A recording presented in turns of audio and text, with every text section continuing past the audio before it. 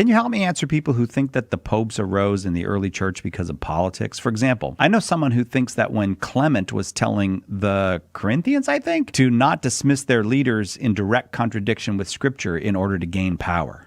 Okay. So the problem with that theory, the latest dating of Clement's writing to the Corinthians, which is called First Clement, confusingly, even though it's the only letter we know of from Clement, the late dating of it is the year 96. Some people put it back in the 60s. So this is during the lifetime of at least the Apostle John. Depending on how early you put it, maybe other apostles as well. I bring this up to say, if there's this kind of unchristian power grab, we should expect to find a decent amount of pushback about it. This kind of cynical view of the church fathers, I think it's not just spiritually unhealthy, because I think it is that. I think constantly viewing the absolute worst about others who've come before you is a sign of a spiritual rottenness that has infected us. Like, we went from an age 2 generations ago where you just kind of ignored scandal and swept them under the rug, and we've overcorrected. Like, that was not a good solution, and we've seen horrible things happen and then be covered up, both in the church and in a broader way, just in politics as well. But in response to that, whether it's Watergate or the abuse scandal, the reaction to it has been to swing to the other side and to constantly be looking for scandal, looking for trouble. And so, you know, every superhero movie has a gritty reboot where it's like, oh, it turns out your hero's actually awful. And every time there's a Christian holiday, it's like,